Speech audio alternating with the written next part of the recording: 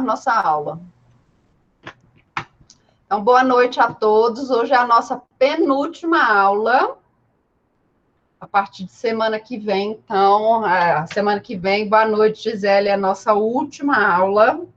Hoje eu vou falar um pouco de integração regional e na aula que vem eu vou concluir a disciplina, tá bom? Aí vai ser o último conteúdo da nossa disciplina, que vai ser o resto. Que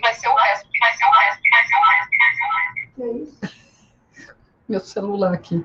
Tá bom? Que vai ser o resto, então, da nossa disciplina, que é integração regional. Hoje eu vou, sim, Moisés, a prova vai ser o conteúdo inteiro, tá bom? Eu vou já começar a misturar os conteúdos e a prova vai ser o conteúdo inteiro. É uma prova valendo 6 pontos, por isso que eu falo para vocês, façam o exercício bem feito, que o exercício vale 4 pontos. O exercício já está no Moodle, eu estendi o prazo para mais uma semana, tá bom? Para quem não fez, para que todo mundo faça. Então, o nosso exercício já está disponível para vocês lá no Moodle, não deixem de fazer, ok? É a atividade que vale 4 pontos. Combinado? Então, a nossa prova vai ser do conteúdo inteiro. Inteiro. Isso mesmo, Moisés. Mas vocês já estão assim, ó, sabendo tudo, não é verdade? Sim, questões só objetivas. Não precisa se preocupar, tá, Moisés? Somente questões objetivas. Combinado? Questões objetivas. Vou fazer umas 10 questões só, umas 8, alguma coisa nesse sentido. Não vou fazer muitas também, não. Tá?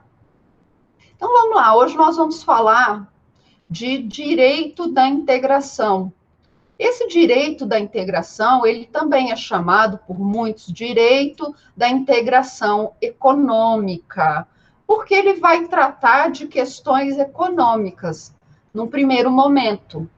Porque a intenção de um processo de regionalização, de um bloco econômico, como ele é chamado, é você fortalecer o comércio entre aqueles países. Então, inicialmente, nós temos esse direito da integração econômica. Então, vocês vão encontrar esse termo também, direito da integração econômica ou direito da integração regional. Eu prefiro o direito da integração regional, porque em determinado momento da nossa integração regional, não são só aspectos mais econômicos que vão ser tratados, mas também aspectos culturais, aspectos sociais, educacionais, questões de direitos humanos. Então, esse termo, direito da integração econômica, ele fica muito restrito àquela parte econômica, enquanto numa integração regional mais desenvolvida, como é o caso da União Europeia, que nós vamos falar dela hoje, esse direito da integração já está num nível tão avançado que você não discute apenas questões econômicas, mas você também discute questões que envolvem todo o bloco, questões de imigração, ok? Questões de território, por aí vai. Então, nós vamos começar com o nosso tema, que é essa integração regional. A integração regional, então, é o ramo do direito que vai tratar das relações econômicas entre os estados, mas não só dessa relação econômica, mas também da relação social no segundo momento. Que a intenção é fortalecer, por meio do comércio que vai gerar entre esses países, a economia desse bloco econômico. Ok? Então, quando nós falamos de integração regional num primeiro estágio, nós vamos falar em um bloco econômico. Ok? O direito da integração regional, ele tem como objetivo a integração entre os países, para que haja essa proteção desses países, para que esses países eles tenham um peso maior na mesa de negociação comercial. Então, por exemplo, vamos imaginar o Paraguai. O Paraguai é um país em desenvolvimento, na América do Sul, é um país pequeno, é um país pobre. Que chance que o Paraguai tem de negociar um acordo vantajoso para o Paraguai com a União Europeia, que é um bloco enorme? Ele tem pouquíssima força. Mas quando ele se junta com Brasil, Argentina, Uruguai e Venezuela, tudo bem que Venezuela nós vamos tratar depois, quando ele se junta a esses outros 4 países, ele já tem um peso maior para negociar, porque agora nós teremos as principais economias da América do Sul, tá bom? Negociando em conjunto com a União Europeia.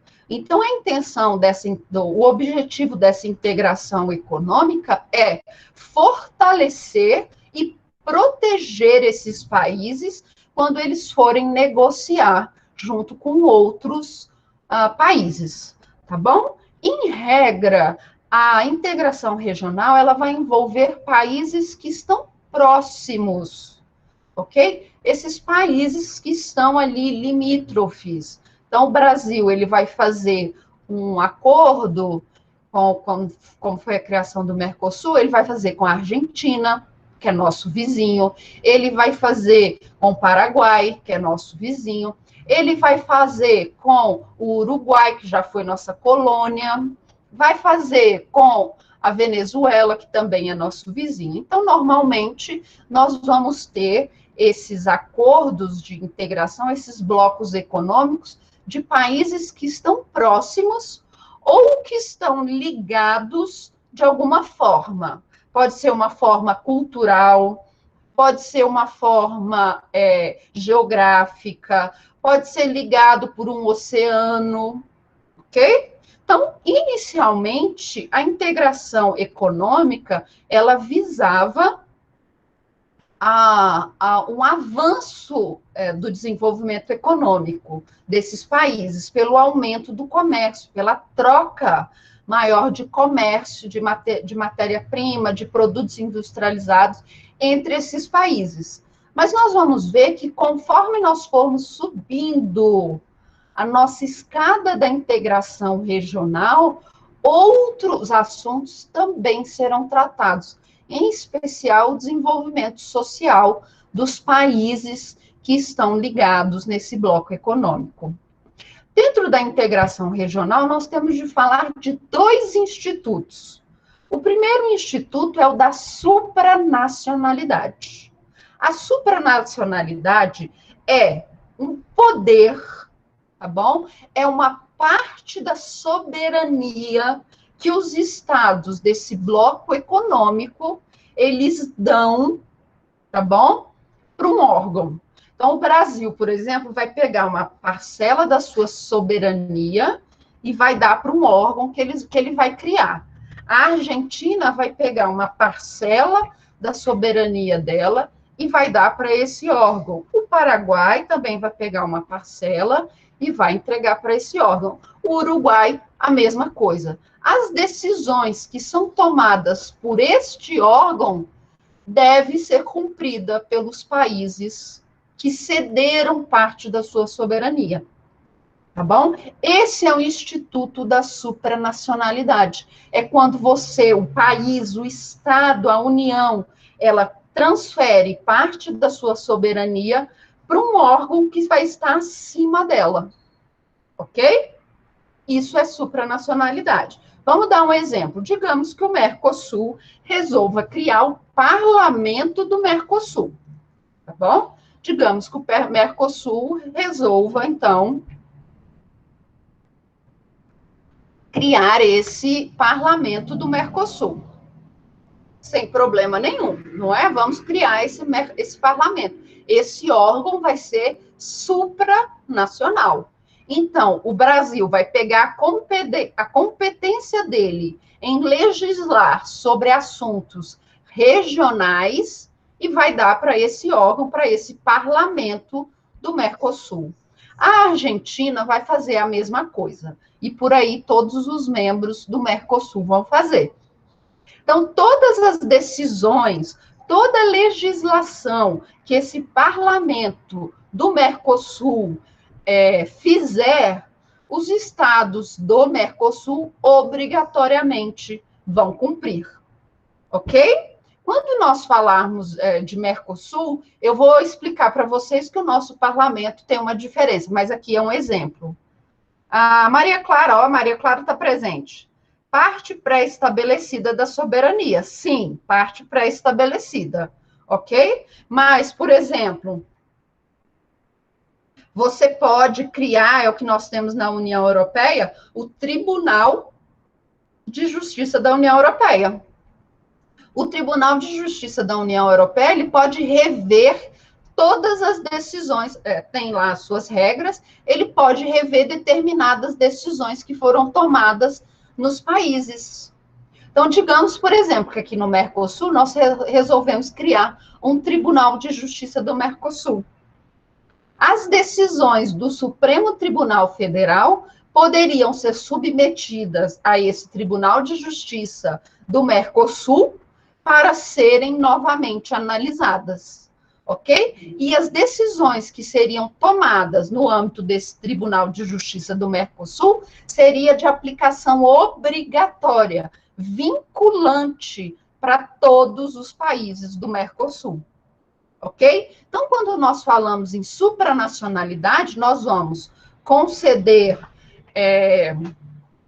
já vou explicar, Chorão, nós vamos conceder, então, parte da soberania, uma soberania pré-estabelecida, como diz a Maria Clara, para esse órgão, e todas as decisões que esse órgão tomar, elas têm caráter vinculante. Decisões, por exemplo, lá na União Europeia, decisões que envolvam questões de direitos humanos, tá bom? Questões de direitos humanos podem ser submetidas ao Tribunal de Justiça da União Europeia. E aí aquelas decisões, elas vão ser erga omnes. Todo mundo vai ter que cumprir, tá bom? Todo mundo vai ter que cumprir aquela decisão. Situações, os tribunais acabam vinculados àquela decisão. Eles vão ter que julgar casos similares da forma como o Tribunal de Justiça decidiu. Lá tem muito sobre imigrantes, tá bom? Imigrantes acabam conseguindo submeter os seus processos ao Tribunal de Justiça da União Europeia, porque às vezes eles já estão no país há determinado tempo, eles já estão aptos a receberem, por exemplo, a cidadania, ou receberem um estatuto de estrangeiro, mas residente, e o país nega e promove a deportação.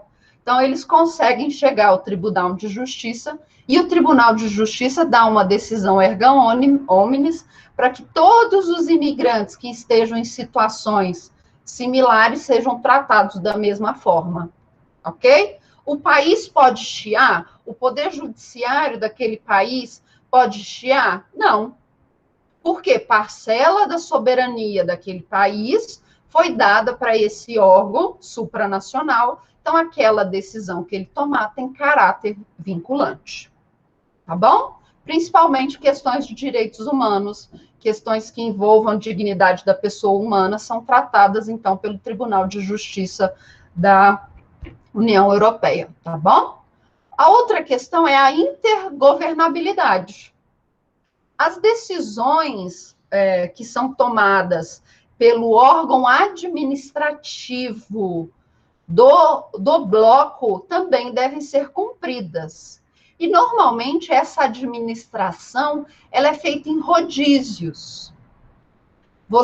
Uma vez vai ser o Brasil, na outra vez vai ser a Argentina, na outra vez vai ser o Paraguai, na outra vez vai ser o Uruguai, na outra vez vai ser a Venezuela. Então, é em caráter de rodízio. Sempre um país membro vai ser responsável por administrar seu órgão executor, seu presidente do bloco, vamos falar assim, e o executor daquelas políticas que o bloco estabelece. Ok? E aí eu trouxe para vocês alguns exemplos. A União Europeia, que é hoje o nosso principal bloco regional, ele é aquele que está mais próximo da última fase da integração. Nós temos o Mercosul, que é o nosso bloco econômico aqui da América do Sul, mas aqui na América do Sul, por exemplo, nós também temos a Unasul. A Unasul é um bloco político, é um bloco que foi criado com os esforços do presidente Lula, vamos trazer os louros, não é a pessoa, é um bloco que foi criado, então, com os esforços do presidente Lula, ele negociou pessoalmente a criação da Unasul, que é um bloco político e social da América do Sul, tá bom? Todos os países da América do Sul, com exceção da Guiana, do Suriname e da Guiana Francesa, todos eles fazem parte da Unasul. Então, é um bloco que vai promover debates políticos e sociais aqui na América do Sul. Recentemente, a Venezuela foi afastada do bloco da Unasul, porque ela tinha violado a cláusula democrática do bloco, tá bom? Então, a Venezuela está afastada, tanto do Mercosul quanto da Unasul, por violações a cláusulas democráticas, que um dos princípios para você fazer parte, por exemplo, do Mercosul e da Unasul, é você ser um país democrático. Lá na Ásia, nós vamos ter a ASEAN, que também é um bloco regional, que fazem parte ali os países da Ásia, tá bom? Também é um exemplo de integração regional. E aí eu trouxe aqui para vocês o nosso mapinha do globo e os principais blocos econômicos que nós temos hoje aqui no globo. Se vocês olharem aqui, ó, no âmbito da América do Sul, de verdinho, nós vamos ver o Mercosul, tá bom? A Unasul são esses aqui, ó. Desculpa, a Unasul também tem a Guiana e o Suriname, não tem a Guiana Francesa, porque a Guiana Francesa ela é um território extramarinho da França, tá bom? Então, ela não faz parte aqui da nossa Unasul, ok? Mas dentro da América do Sul, nós também vamos ter que a CAN, que é a Comunidade dos Países Andinos, tá bom? Que é formada por Colômbia, Peru e Bolívia, ok? Então, nós também temos aqui. No âmbito da América Central e México, também tem um acordo. Nós temos os países do Caribe, também um acordo, que é a CARICOM, que aí vai englobar também Guiana e Suriname. E nós temos aqui no âmbito da América do Norte o NAFTA, tá bom? Então, nós também vamos ter o NAFTA aqui, que é um acordo econômico, tá bom? É a criação de um bloco econômico. A ASEAN, que são esses países em roxo, aqui, um roxinho, tá bom? Que é os países aqui do Sudeste Asiático, então eles também formam esse acordo, ok? Nós também vamos ter um acordo, que é esse amarelo grande, que são acordos que envolvem os países do Pacífico. Então, com exceção das ilhas minúsculas que nós temos no Pacífico, os países aqui que são do Pacífico também fazem parte desse acordo, a PEC, ok? Que é o acordo dos países banhados pelo Pacífico. Então, esses aqui são os nossos principais. Na África, nós temos a UMA, que está aqui, tá bom? Na Europa, em azul, nós temos a União Europeia, ok? Nós temos a Índia também, Índia e Paquistão, que também tem um acordo, ok? Os países da Arábia, do Golfo, aqui da Arábia também. Então, essas são nossos principais blocos econômicos, ok? Então, vamos falar um pouquinho das etapas da integração regional. A integração regional, dependendo do livro que você for estudar, vão ter 5 ou 6 etapas. Eu trouxe aqui o clássico, que vai falar de 5 etapas. A primeira etapa é a zona de preferência tarifária. O que é a zona de preferência tarifária? Digamos, por exemplo, que Brasil e Argentina resolvam fazer uma zona de preferência tarifária. O Brasil vai escolher alguns produtos, tá bom? Alguns produtos, e vai reduzir as tarifas de importação e exportação desse produto. Então, por exemplo, o Brasil vai reduzir a tarifa de exportação da soja para a Argentina. Em compensação, a Argentina vai reduzir a tarifa do vinho para o Brasil. Então, eles vão reduzir tarifas de determinados produtos para que esses produtos cheguem ao destino final de uma forma mais barata. Então, você vai baratear o preço do produto e vai aumentar o consumo desse produto. Então, é a lei da oferta e da demanda, não é? Você acaba colocando esse produto com um preço mais baixo, oferta esse produto mais, ele vai chegar mais aqui no Brasil, o vinho argentino, o brasileiro vai consumir mais o vinho argentino e cada vez a Argentina vai vender mais vinhos para o Brasil. A mesma coisa a soja. O Brasil vai vender a soja mais barata para a Argentina e cada vez os produtos à base de soja na Argentina vão ficar mais baratos, os argentinos vão consumir mais soja, vão comprar mais soja do Brasil. Ok? Então, numa zona de preferência tarifária, então nessa zona de preferência tarifária, nós vamos ter alguns produtos, tá bom? Alguns produtos com as taxas de impostos reduzidas, ok? Então, determinados produtos, nós vamos ter as taxas reduzidas. Combinado? Essa é a primeira etapa da integração regional. Aqui, nós só vamos tratar de questões econômicas e comerciais. Beleza? Então, aqui eu só vou tratar de relações econômicas. Essa é a nossa primeira etapa, é o primeiro degrau de uma integração regional. Se eu não estou enganado, o NAFTA é uma zona de preferência tarifária, ok? Então, o NAFTA é uma zona de preferência tarifária. Ali, alguns produtos mexicanos tiveram suas tarifas barateadas, seus impostos barateados, a mesma coisa aconteceu com produtos americanos e produtos canadenses. Então, essa troca que é feita entre os três países tem a intenção de baratear o preço desses produtos. A segunda etapa, o segundo degrau da nossa integração regional é a área de livre comércio, ok? Então, é a área de livre comércio. O que é essa área de livre comércio? O que é essa segunda etapa? Nós vamos ter a eliminação das tarifas de importação e exportação, por exemplo, dos produtos do bloco. Então, nós não temos ali, nós não fizemos a zona de preferência tarifária com a Argentina, então soja e vinho agora vão ter impostos reduzidos. Na área de livre comércio, eu simplesmente não vou ter mais esses impostos para determinados produtos.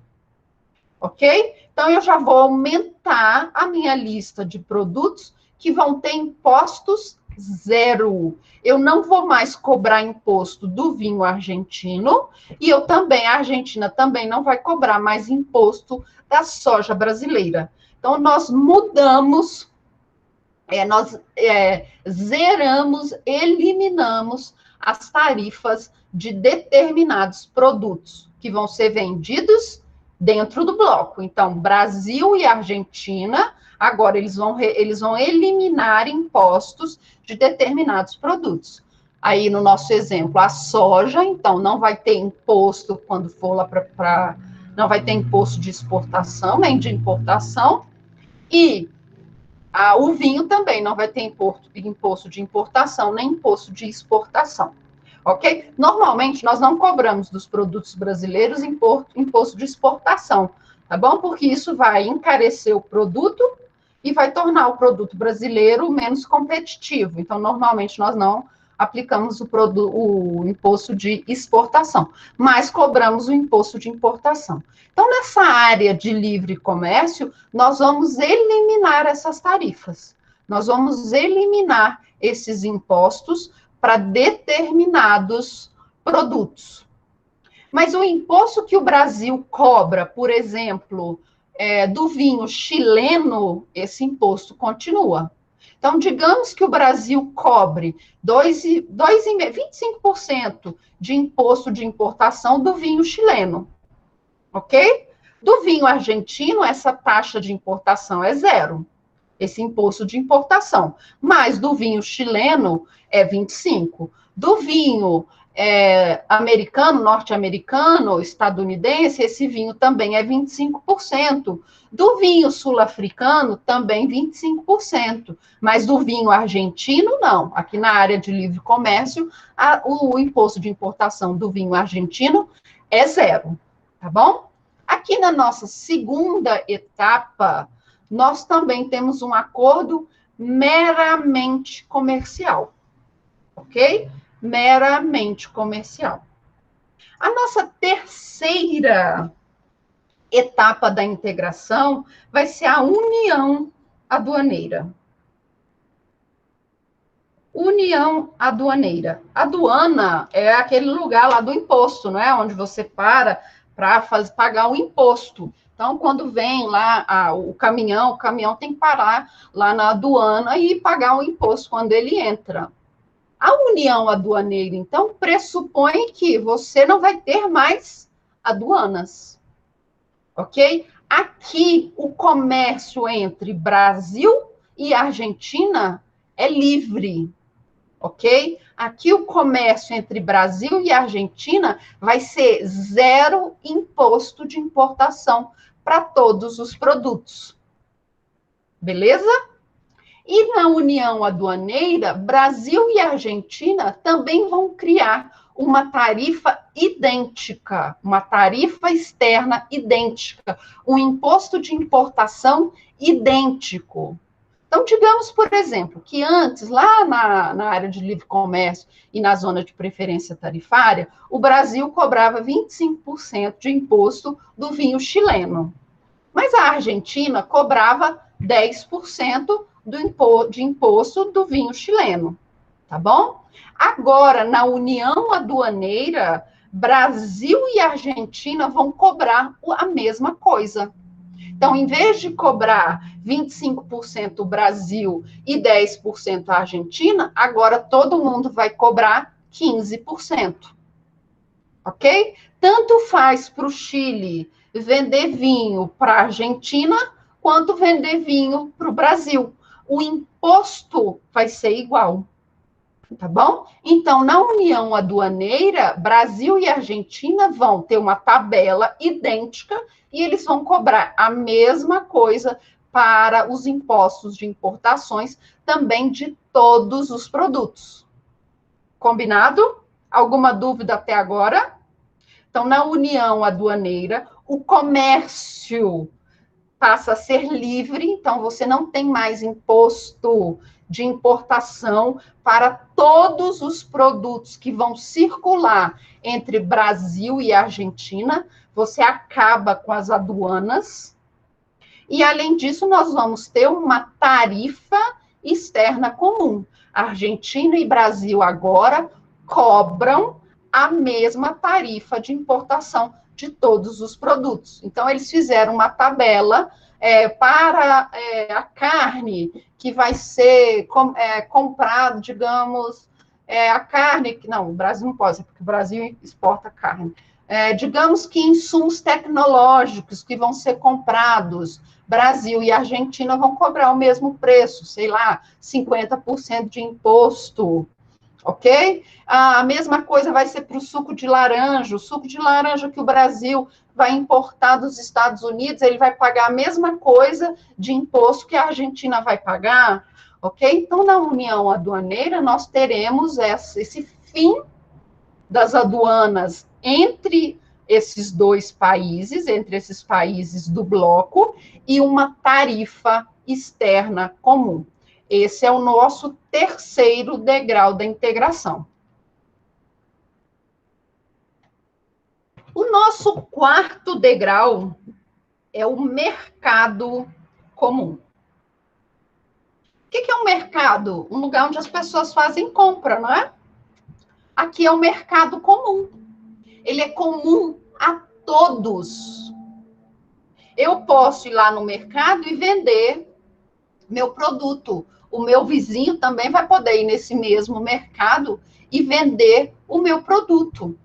Aqui no mercado comum, nós já vamos ter uma livre circulação de produtos, livre circulação de serviços. Então, uma empresa brasileira pode ser contratada para prestar um serviço lá na Argentina e que não vai ter imposto, tá bom? Por isso, além dos impostos normais que todo mundo paga, não é? Não vai ter imposto, por exemplo, por fornecer esse serviço fora do Brasil.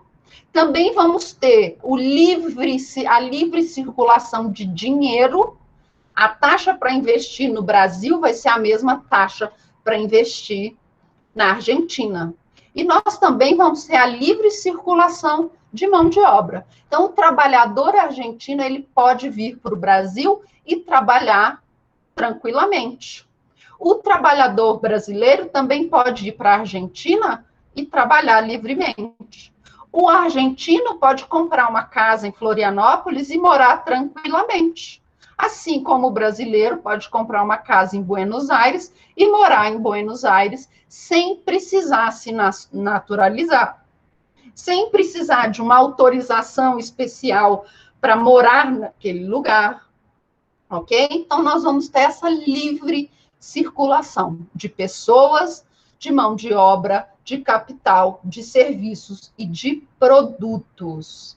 Aqui, já não vamos tratar apenas de políticas comerciais, tá bom? Aqui nós já vamos entrar em políticas sociais, políticas previdenciárias, ok? Aqui nós já vamos tratar de questões de direitos humanos compatíveis entre os dois países. Então, aqui nós saímos um pouco de questões meramente, digamos, econômicas para aspectos também sociais. A Maria Clara está perguntando aqui, os órgãos governamentais também trabalham em conjunto? Tipo Receita Federal, você promove o intercâmbio desses órgãos, tá bom? Você vai continuar tendo a Receita Federal do Brasil, tá bom? Você vai continuar tendo a Receita Federal da Argentina, mas agora elas vão trabalhar em proximidades. Elas vão ter, como que eu posso dizer, procedimentos padronizados. Então, se você for importar para a Argentina, vai ser o mesmo procedimento que você vai ter aqui no Brasil. Tá bom? Então, esses órgãos, eles passam a ter atuações padronizadas. Beleza? Por exemplo, lá em Portugal. A legislação sobre imigrantes, se você for para Portugal, é a mesma se você for para a França. Os documentos que eles vão te pedir em Portugal são os mesmos documentos que eles vão exigir de você lá na França, com algumas diferenças, mas diferenças não de documentos diferentes, mas às vezes o país tem formas diferentes, por exemplo, para você pegar um comprovante de residência. Tá? Aqui no Brasil, o que é o seu comprovante de residência? A conta de luz, a conta de telefone, tá bom? Quando você vai lá em Portugal e você vai pedir um comprovante de residência, você tem que ir na prefeitura do bairro, e a prefeitura do bairro vai te dar uma declaração de que você mora naquele bairro. Aquele ali é o seu comprovante de residência. Na França, tem uma outra forma de se conseguir o comprovante de residência. Mas os documentos que eu tenho que levar para pedir o meu visto é um comprovante de residência. Ok? Então, nós criamos no mercado comum a padronização das políticas. Agora, nós não temos mais política do Brasil e política da Argentina. Agora, eu vou ter políticas comunitárias. ok? Políticas que vão ser adotadas por todos os países e todas as pessoas. Nós vamos uniformizar legislações, nós vamos uniformizar procedimentos, e aqui nós teremos uma concorrência plena entre as economias, tá bom? Então, no mercado comum, nós vamos ter uma concorrência plena entre as economias. Combinado? Esse é, então, o nosso quarto degrau da integração econômica. O quinto degrau é a união econômica e monetária. Nossa integração já está num nível tão forte, os países, as economias já estão tão ligadas. Por que não criar uma moeda única para esse bloco? Brasil e Argentina já estão numa situação tão próxima, tão interligada, por que nós não criamos o repeso? A moeda que vai valer tanto lá na Argentina quanto no Brasil. Vai juntar o real e o peso argentino. Por que não criar, então, uma moeda única? Já imaginou como isso vai facilitar as trocas comerciais? Eu não vou precisar fazer câmbio mais. Agora, eu vou poder pegar a moeda que eu saco aqui no meu banco, aqui no meu caixa eletrônico e usar lá em Buenos Aires. O argentino, o portenho, vai poder pegar lá no banco dele, sacar dinheiro e usar aqui em Brasília quando ele vier. Então, na união econômica e monetária, a nossa integração é tão forte que vale a pena se pensar em uma moeda comum. E quando nós temos uma moeda comum, nós também vamos ter um banco central para o bloco, ok? Nós vamos ter um banco central que vai legislar, que vai aplicar todas as funções de um banco central, né, fazer todas lá a sua administração, legislar sobre normas monetárias, tá bom? Ele vai cuidar de tudo relacionado à moeda do bloco. E Brasil e Argentina vão ter de aceitar. Porque esse Banco Central, por exemplo, vai ser um órgão supranacional. Ok? Então, o bloco, quando nós temos essa união econômica e monetária, é a nossa quinta etapa da nossa integração. É quando lá, ó, você já vai levantar o troféu, você chegou lá no último ponto da sua integração econômica. Ok? Alguns doutrinadores, como eu disse para vocês, alguns doutrinadores vão falar que nós temos uma sexta etapa da integração regional, que seria a federalização desse bloco, ok? Nós tivemos alguns casos de federalização no mundo. A Suíça era a Confederação Helvética, tá bom? A Prússia também era uma confederação de vários estados germânicos. As 13 colônias nos Estados Unidos também era uma federação, ok? E o que é essa federação, então? É quando esses estados, eles transferem parcela significativa, então, assim, parcela bem significativa da sua competência, da sua soberania, para um órgão central, que seria o poder federal, ok? Então, seria, então, uma sexta integração, seria uma sexta etapa da integração. Todos esses estados, todos esses países, eles iam transferir parcela significativa do seu poder para esse órgão central. Sua segurança, sua política externa, tá bom? Você ia passar isso tudo para esse órgão central, ok? Isso é uma federação. Mas esses estados continuariam com suas autonomias. Beleza? Mas eu não coloquei porque essa não é uma posição, assim, definida, né? Nós temos uma série de divergência na doutrina com relação a essa última, essa sexta etapa da integração regional. Por enquanto, nós vamos nos ater a essa daqui, essas 5, mas eu quero que vocês saibam que existe essa discussão para essa criação dessa federação, desse federalismo, que seria, então, uma sexta etapa da integração regional. Ok? E para falar de integração regional, nada melhor do que falar da União Europeia.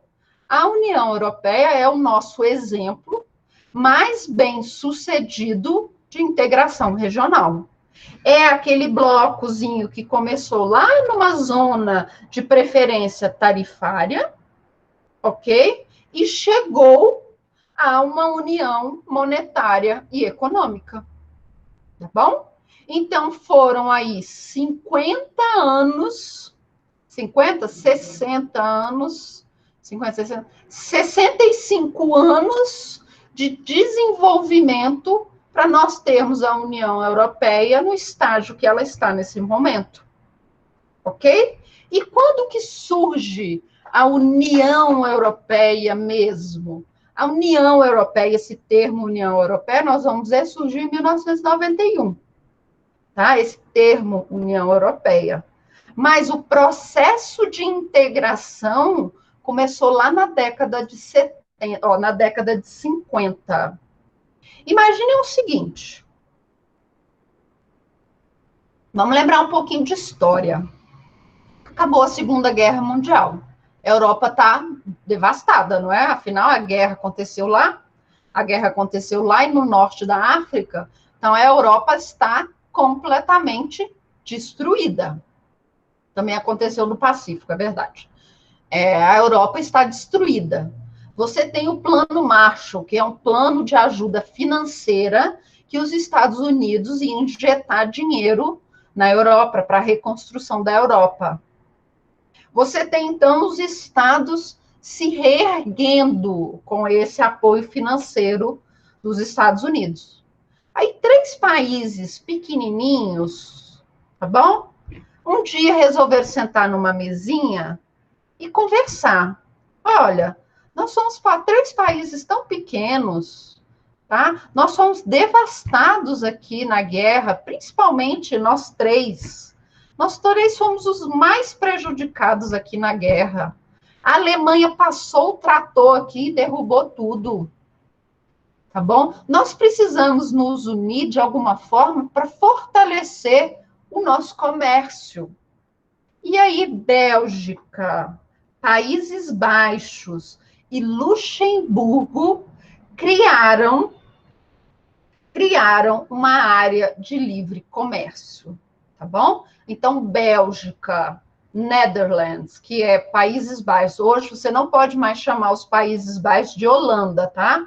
Eles enviaram um comunicado para a ONU e para todos os países que eles não querem ser chamados de Holanda, porque o nome correto do país é Países Baixos, tá bom? Então, não é para chamar de Holanda, agora é só de Países Baixos, tá bom? E Luxemburgo, então, criaram uma área de livre comércio chamada Benelux, ok? França e Alemanha, eternas rivais, tá bom? Eternas rivais nessa briga de poder na Europa, perceberam que esse negócio que foi criado entre Bélgica, Países Baixos e Luxemburgo estava dando certo. E qual é a melhor forma de se evitar um atrito novamente? É tornar o seu inimigo seu amigo. É você começar a comercializar com o seu inimigo para que vocês fiquem como parceiros comerciais. E na década de 50, o principal problema que nós tínhamos pós-guerra entre Alemanha e França era uma regiãozinha que fica na divisa entre os 2 países, que acabou na guerra ficando para a França, onde fica Salzburgo, que era uma área forte de mineração de carvão. Bom, então era uma área de forte comércio, de extração de carvão mineral. Então, por que não criar uma união aduaneira ou uma área de livre, começar com uma área de livre comércio para o carvão? Foi então que nós tivemos a criação da SECA, Comunidade Europeia do Carvão e do Aço, em 1952. A Itália viu que aquele negócio estava dando certo e também quis fazer parte das negociações. Então, é o embrião da nossa União Europeia de hoje. É a SECA, é a Comunidade Europeia do Carvão e do Aço. Aqui, ó, aqui eu coloquei Holanda, mas tá errado, viu? Países Baixos. Ok? Então, esses 6 países se uniram numa área de livre comércio que tinha como produto o carvão e o aço. Isso foi em 1952. Em 1957, Argentina, essa Europa dos 6, percebeu que aquilo ali estava muito interessante. Por que não criar um mercado comum? Ok? Por que não criar uma área que vai facilitar o nosso comércio com livre circulação de pessoas, com livre circulação de capital, com livre circulação de serviços, ok? Então, em 1957, essa SECA vira o Mercado Comum Europeu, ou Comunidade Econômica Europeia, ok? Então, esse mercado comum que foi criado em 1957, ele sofreu uma expansão, tá bom? Ao longo aí de 30 anos, 30, 40 anos, 30, né? Ao longo de 30 anos, ele foi sofrendo uma expansão.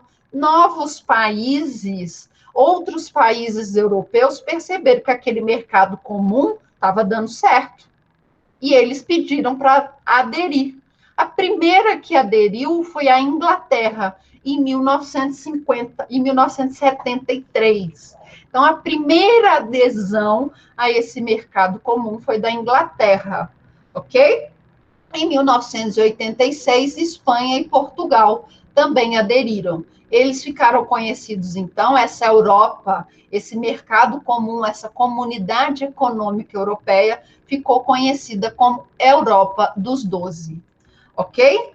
Em 1991, ou seja, quase 40 anos depois do mercado comum europeu, quando aquela ideia já estava maturada, tá bom? Aquela ideia já estava de uma forma assim desenvolvida, arraigada no povo, naqueles países, eles assinaram o Tratado de Maastricht, tá bom? Que vai criar a União Europeia da forma como nós conhecemos hoje, tá bom? Como uma união monetária e econômica, tá bom? E ali eles lançaram o euro, que só iria entrar em circulação em 2002, mas eles criaram o Banco Central Europeu, que iria regulamentar essa nova moeda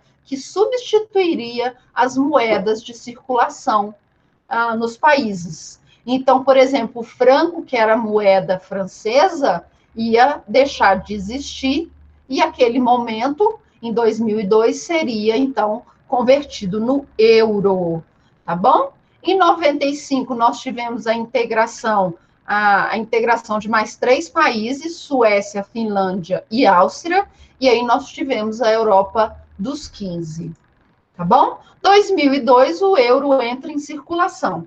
Alguns países optaram por não aderir ao euro, Inglaterra e Dinamarca, porque elas têm moedas históricas. A Inglaterra tem a Libra, que já foi a moeda mais forte do mundo. Então, você não vai abrir mão de uma moeda que é forte, que já foi a moeda de circulação mundial, tá bom? Então, eles não aceitaram abrir mão, então, da sua moeda. A Dinamarca também, por uma questão histórica, resolveu manter lá a sua coroa dinamarquesa, tá? Em 2004, nós tivemos a entrada de 10 novos países no bloco, tá bom? Nem todos os países do bloco estão naquilo que nós chamamos de zona do euro. Por quê? Para você mudar a sua moeda para o euro, você tem que atingir determinado nível econômico, você tem que ter superávit, você tem que ter uma taxa de inflação até determinados pontos. Então, alguns países que fazem parte da União Europeia não fazem parte da zona do euro, ok? Então, em 2004, nós tivemos essa expansão, que entraram 10 países, e em 2007, nós tivemos nova adesão de mais 2 países, é o que nós chamamos, então, de Europa dos 27, tá bom? Mas, no ano passado, tá bom? Mas a Croácia entrou em 2017, foi a Europa dos 28, e o ano passado, confirmou-se esse ano, nós tivemos o Brexit, que foi a saída da Inglaterra, melhor, do Reino Unido, da União Europeia, ok? Então, em 2002, no dia 31 de janeiro de 2020, foi confirmada mesmo, definitiva, a saída da Inglaterra, do Reino Unido, da União Europeia. E o que é esse Brexit? Tá bom? Que é o assunto relacionado à União Europeia que está mais sendo falado hoje em dia. Em 2016, o Reino Unido fez um referendo, tá bom? Um plebiscito, querendo saber se a população queria continuar na União Europeia ou não. Os mais idosos votaram em massa, e com isso 51% das pessoas votaram pela retirada do Reino Unido da União Europeia, ok? Quando vocês forem ver os gráficos, vocês vão ver que as cidades mais afastadas de Londres, mais afastadas de Edimburgo, tá bom? Mais afastada de... Esqueci agora a capital da Irlanda do Norte.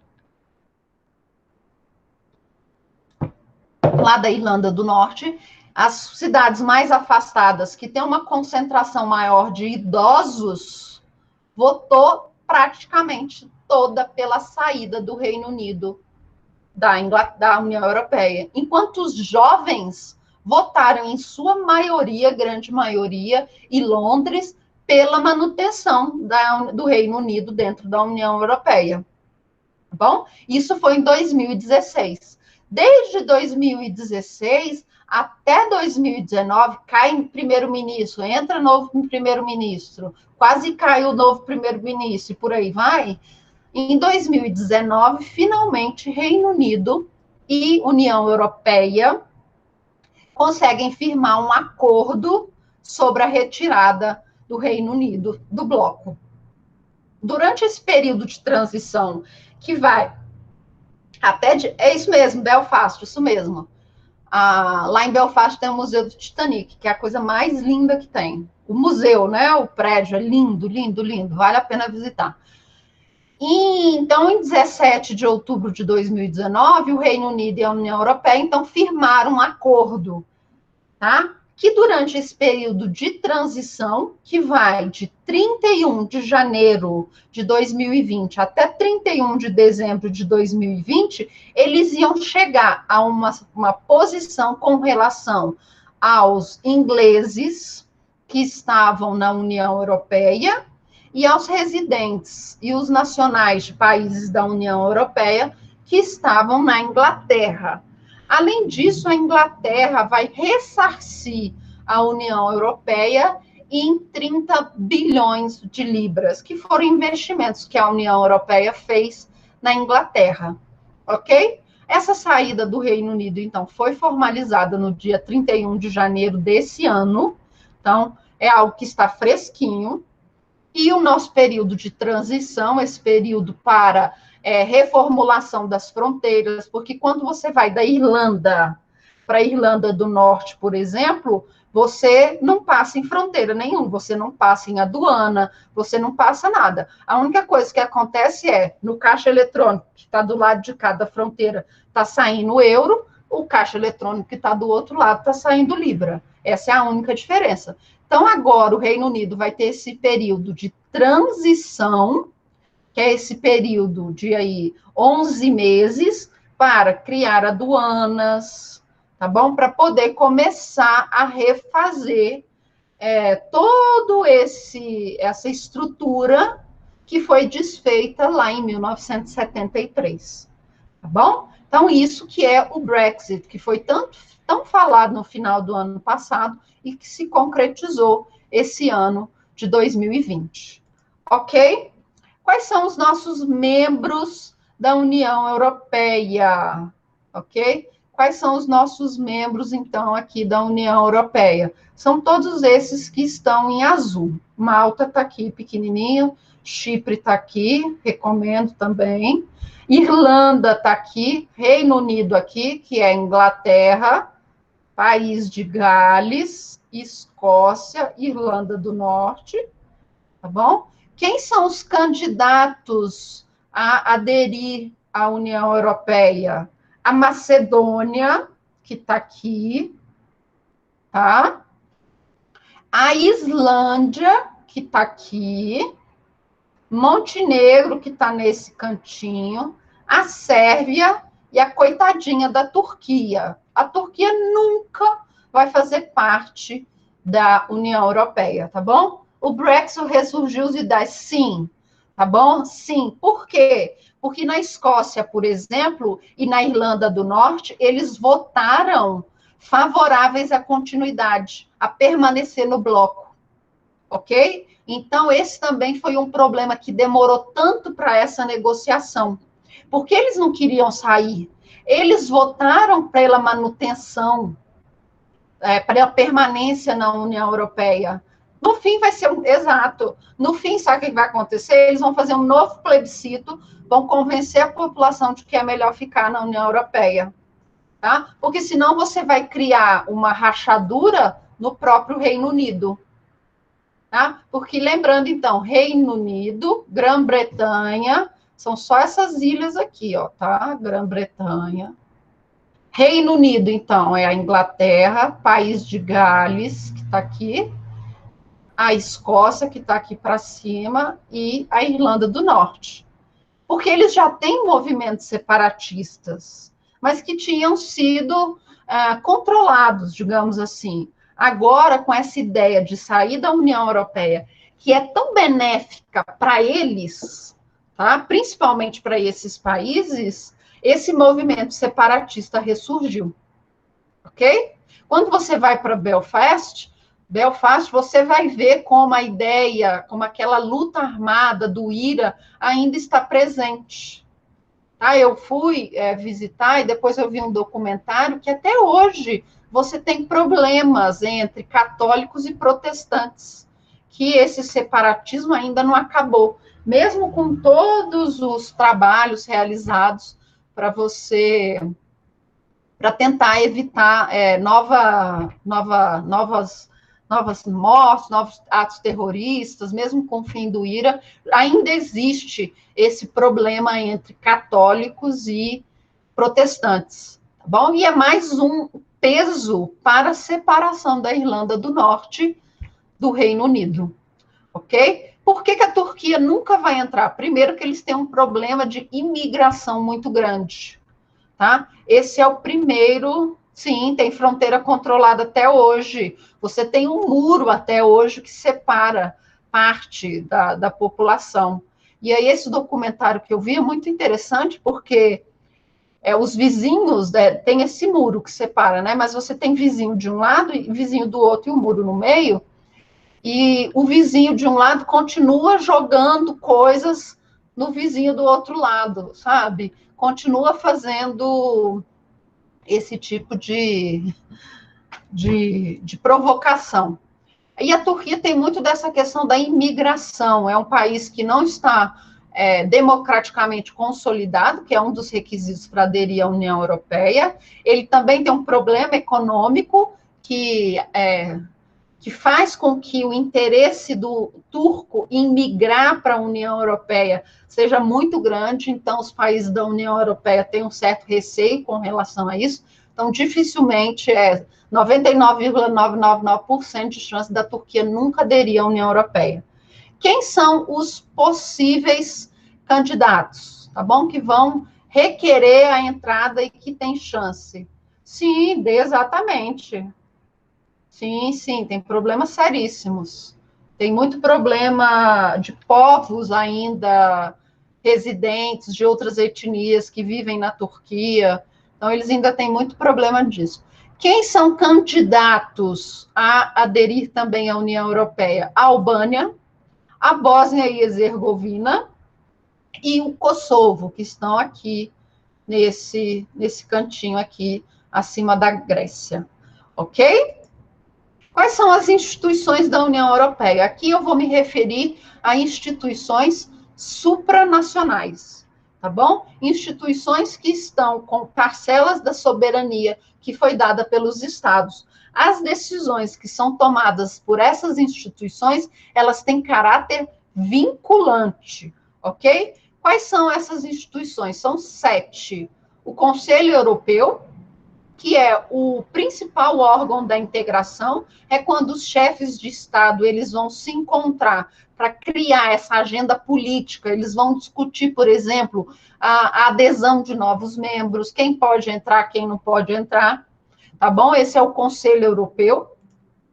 Nós temos o Parlamento Europeu, que é esse aqui da foto, é realmente um parlamento, ok? Ele cria normas, ele fiscaliza o executivo da União Europeia, então realmente é um parlamento nesse sentido que nós temos aqui no Brasil de criação de leis, ok? Então nós temos o Parlamento Europeu, nós temos o Conselho da União Europeia, ok?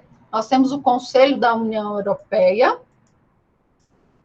nós temos a Comissão Europeia, que vai executar o que o Conselho da União Europeia e o que o Conselho Europeu mandam. Então, a Comissão Europeia vai executar o que o número 2, o que o número 3 e o número 1 mandam. Nós vamos ter o Tribunal de Justiça da União Europeia, que é o órgão do poder judiciário.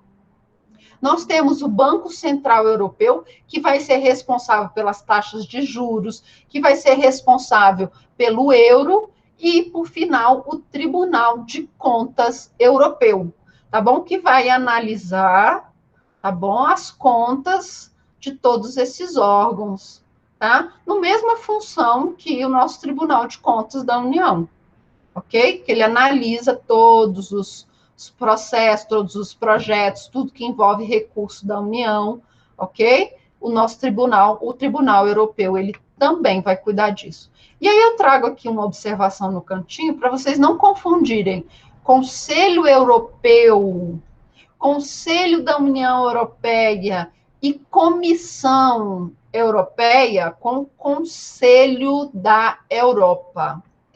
Conselho da Europa é uma organização internacional que não tem nada a ver com a União Europeia, tá bom? É uma organização internacional que vai tratar de questões que envolvam direitos humanos no âmbito de toda a Europa, tá bom? Então, Conselho, deixa eu voltar aqui. Então, Conselho da Europa não tem nada a ver com o Conselho Europeu, que é o órgão político da União Europeia. Não tem nada a ver com o Conselho da Europa, que é a voz dos Estados, ok?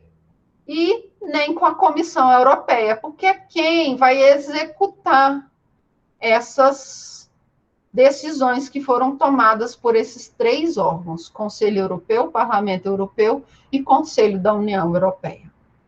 Ok? Alguma dúvida com relação à integração regional? Alguma dúvida? integração regional. Não, é tranquilo, não é? Nós podemos passar aqui horas e horas e horas falando de integração regional, tem eleição, sim, tem eleição para o parlamento, é uma eleição normal, é uma eleição, você se candidata, tem o dia da eleição, os membros daquele país vão lá e votam em quem eles querem. É a mesma coisa, é a mesma forma que nós temos de uma eleição comum. É uma eleição própria para o Parlamento Europeu, ok? Não é que nem aqui no Brasil. Aqui no Brasil, não, é uma eleição direta, tá? É uma eleição direta. Aqui no Brasil, o que acontece? Você escolhe o seu deputado federal. Lá na Câmara, o deputado federal, ele vai ser escolhido para fazer parte ou não do parlamento do Mercosul. Tá bom? Aqui, então, nós acabamos tendo assim, uma eleição. Você é membro do Congresso Nacional, você também pode ser membro do parlamento do Mercosul. Mas eu, se não sou nada, eu não posso me candidatar a membro do parlamento. Tá? Renato, eu não vou falar ainda em que etapa está o Mercosul, porque esse é assunto da nossa próxima aula, tá? O Mercosul é uma bagunça, tá? Que o nome do nosso bloco é Mercado Comum do Sul. De mercado comum nós não temos nada, tá? Ele é realmente uma bagunça. E de uns anos para cá, e aí eu falo, fim do governo Dilma, governo Temer e governo Bozo, o Mercosul tem sido renegado para último dos interesses. Para vocês terem uma ideia, o Brasil sempre foi o principal parceiro comercial da Argentina, tá? Principal parceiro econômico da Argentina. A Argentina comprava mais do Brasil de qualquer outro país do mundo. Esses dias agora, China já superou o Brasil. Tá? Para vocês verem como a nossa relação com os nossos vizinhos as nossas relações estão sendo mitigadas, diminuídas, ok? O que já era uma bagunça, agora nem interesse para melhorar nós temos. Não podemos aqui, eu falei no início do governo Lula, né? O governo Lula, ele tinha muito isso, uma política externa muito assertiva, uma política externa de beneficiar mesmo os seus parceiros comerciais, abrir novas correntes, né? Novos caminhos de comércio para os produtos brasileiros. O Mercosul teve uma grande participação nisso. Foi finalzinho do governo Fernando Henrique e o primeiro governo do Lula, então nós temos que tirar o chapéu com relação a isso. Aí vai chegando o governo Dilma, o primeiro governo já deu o segundo governo, Temer, então, Bozo, por fim, se o Bozo pudesse, ele já acabava com o Mercosul, tá bom? Então, o Mercosul, eu não vou falar muito, que o Mercosul é o nosso assunto da próxima aula. Aí eu vou falar um pouquinho de Mercosul, vou falar de Unasul, vou trazer alguns blocos africanos também para vocês terem conhecimento, porque esse é um tema, principalmente com o Brexit, esse é um tema que pode cair em alguma prova de concurso que envolva conhecimentos gerais, alguma prova de concurso que, até na prova da OAB, pode trazer questões de integração regional, desse direito da integração regional. Então, vocês precisam saber. Ok? E é um tema que está no momento, não é? É um tema que está no momento e vocês precisam também saber. Não é só a Covid que está acontecendo. O Brexit também aconteceu e pode ser um assunto trazido aí em alguma discussão. Ok? Alguma dúvida? Outra dúvida? Outra dúvida? Bianca, Crissomaile, Eduardo, Elidiana, Felipe, Gabi. A Gisele já disse que não tem. O Guimarães, que estava super atuante nas lives, eu vi, tá, Guimarães?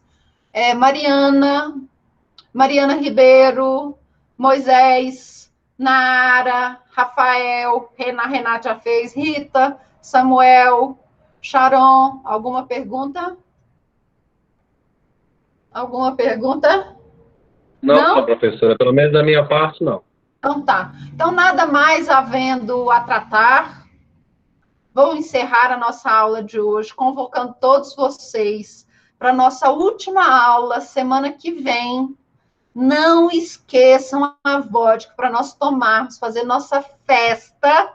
Nós vamos fazer nossa festa de despedida online. Vou colocar a música, nós vamos todo mundo dançar, cada um ó de casa.